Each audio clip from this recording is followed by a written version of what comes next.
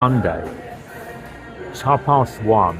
I'm in the food hall and it's not busy. I don't understand why. Usually Monday is payment day for the pensioners.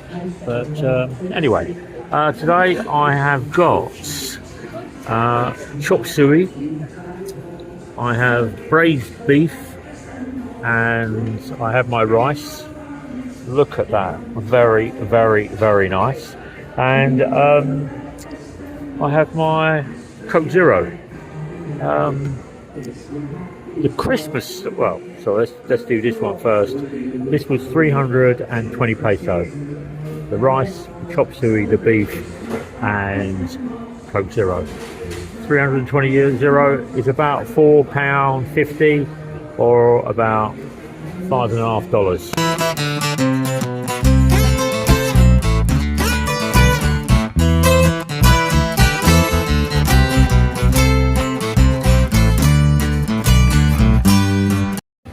Regarding buying property. So let's start with the first guy and his Filipino. He didn't want to be on vlog, and I asked him if he wanted to be on vlog, but he didn't, and I can understand why. So he's here in the Philippines.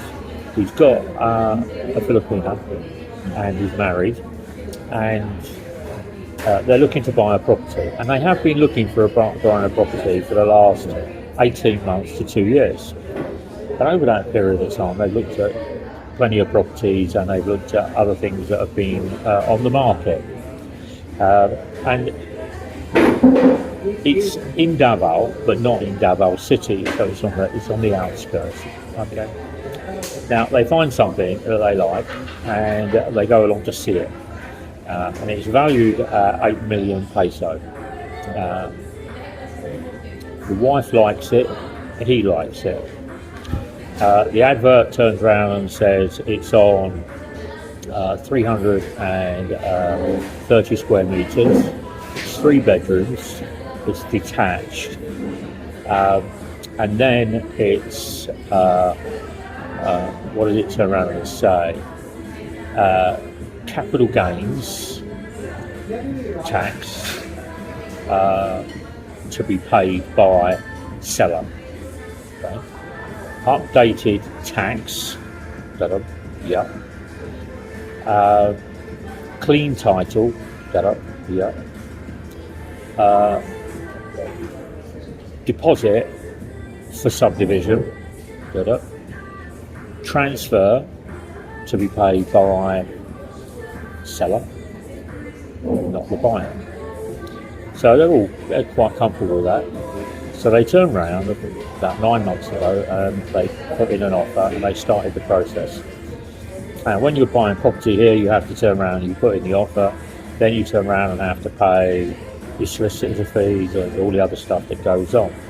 So they've got it all sorted and they moved in. About 3 weeks ago, they got a letter from the BIR,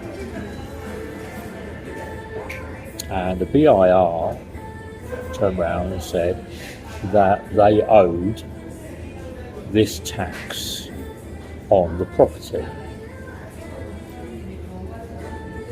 So they turned around and they said, well, no, what do you mean we owe them tax? Anyway, it transpires that the person that sold the property had updated the tax for 2023 to 2024. But 2024 finishes in December. What the seller hadn't done was had updated tax for year 2020, 2021, 2021 to 2022, and 2022 to 2023. So they paid and updated the tax for 23 to 24. were after the tax on the property that they purchased. Yeah. Now, I don't know how it stands in law. I would assume that the seller owes the tax because they lived in the property. However, in the documentation, all capital gains, all tax outstanding on the property once purchased is covered by the owner, the new owner, which is this foreigner plus this Filipino. So now they're going through this find a solicitor and this argument and this discussion. However, what the guy I was talking to and his Filipino was saying is that they can't find the guy that owns, or the family that owns the property. The money was paid into the bank account. That bank account now has been closed, and the person has disappeared. That's the first time I've actually heard of this. And lots of people I know buy property, but it seems to be a little bit of a grey area within procurement. I was talking and saying, well, didn't the solicitor, or the attorney that was purchasing, make any searches back? No. The solicitor and the attorney are there to just do the transaction and the sale. It's your responsibility to turn around and do due diligence on the purchase. Crazy one, really, isn't it? But I don't know what's happening about it. If it was me, I'd be absolutely livid. But you pay 8 million and you think it's going to get sorted out. So that's the horror story number one today. So horror story number two, which is on Salmon Island. So a foreigner with his Filipino, it's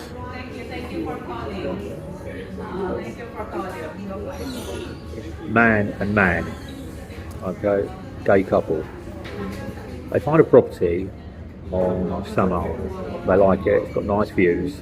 It's 1,200 square metres, 3-bedroom, detached. It's about 20 minutes from the barge. They go round, well documented, and it's very, very smart looking. Tax is updated and fully paid since it was built 4 years ago. Land is clean title, and it's mother title, so no previous bits. The property is being built by a reputable dealer and a builder, and it was completed within a year.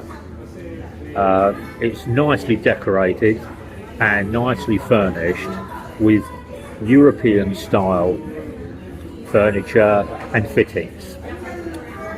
The electrical supply, all good and all above board. It's got 2 tanks for water, so they can store water, and it's got a mini generator. So tick, tick, tick, tick, tick, all the boxes. So they put an offer in at 9.5 million, and they start proceeding with the sale. And then the attorney turns around and says that they want the money not paid to the owner, but to the owner's siblings, two of them. So, solicitor doesn't see any problem with that. So, go ahead, paperwork is signed. Guy moves in with his boyfriend, and they move in. However, in July, the car turns up in the drive. Key lets themselves in, and it's the owner, the original owner. And they start having this conversation that they've purchased the property from the owner, and there's paperwork from the owner to the solicitors, and the money's not been paid to the owner, it's been paid to the two siblings. And the two siblings have split the money, 9.5 million each, or 9.5 million, so 4.5 million each. They've made the payment, they've paid the solicitors, paid everything, and they've done a runner with the money. Now these two guys have bought the property in good faith, but the original owner, the property's been sold from underneath him by his family and relatives. So it has to go to court now, and the court date is next year. So the original owner is living with his family,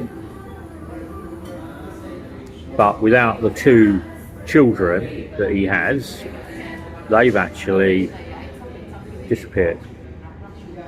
And now they're looking for them here in the Philippines.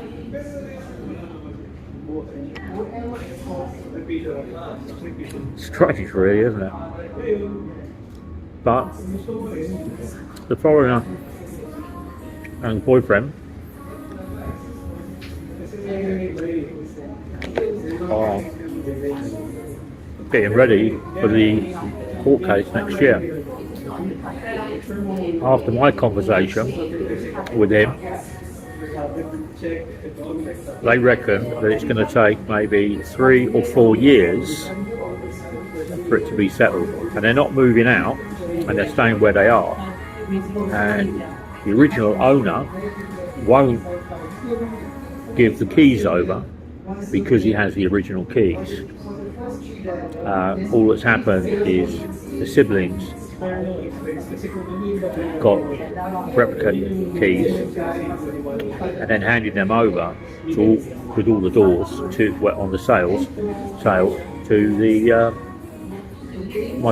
the guy I was talking to.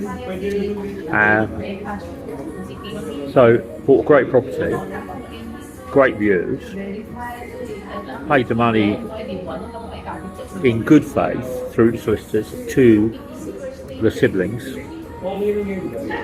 but the siblings didn't have the authority to sell the house. That's what it looks like to me. But they made it up to have the paperwork and everything, or they found the paperwork in the house, and they just turned around and proceeded to sell it. It was on Marketplace, and it was 9.5 million. Great views, but the guy who owned it is an OFW. He works in Dubai, and it must be a shock to him when he comes back and two people are living in his lovely brand new house, and he's been living in it for 4 years. But the advert online, and I've seen the advert, it turned around and said sale price to be paid to independent siblings. So, horror story number 2. The final tale of property purchases was, I was talking to a Philippine couple, well, a foreigner, Philippine couple on Sunday, and they were turning around and saying that they'd found a property that they liked, which was out towards Tyrrell, and when they went along to see it, it was around 12 million peso, so it was in a subdivision, a high-end subdivision with a swimming pool and gym and everything like this. However, the owners went around and said to the two Filipinos, husband and wife, that they, as the buyers, would be responsible for the capital gains on the property, because the people that had the property for 3 years, they would be responsible for paying all the taxes for that 3-year period. They would also be responsible for finalising the land registry at the subdivision and paying back the deposit that the owners had made to the subdivision on the property. So it transpires that, still with that deposit thing first, is that when the people bought the land, they put down a deposit to complete and do the house and make all the payments. They'd completed all the house and hadn't made all the payments, and they weren't going to get their deposit back. So the seller was actually asking the buyers to pay them the deposit that was outstanding and pass on the responsibility to the new people, the new buyers, to get back the deposit from the subdivision. The capital gains part of it, all properties that you purchase will be subject to capital gains in the Philippines, but it's the people that own the property that make the money that have to pay the capital gains. You don't transfer the capital gains over to the buyers, the incumbents that are coming in, because then it's not a 12 million peso house anymore, it's a 15 million peso house. And the taxes that are outstanding, I believe they're around 12%. So that's another possible million. So they advertise a property at 12 million. And once you've got all the bills and the deposits and the tax and the land registration and the subdivision registration and the updated capital gains, you could be looking at 17 million. But that is in your budget. So I turned around and said to the two on Sunday, I said, what did you do? They turned around and said, we walked away. They were upset because they'd spent time and money going down the route, getting a solicitor and everything like that. So they were out of pocket, but it was only when it come to the final table discussion that these things cropped up. And if you can't afford 17 million, that's a lot of money, isn't it? I mean, that's a 5 million increase on what you've budgeted for. And you've got maybe 2 million to turn around and do the sale and do the solicitor and do everything else. And the transfer of title and the transfer of that. But the transfer hadn't actually been completed from the subdivision to the people that owned the property. But they were charging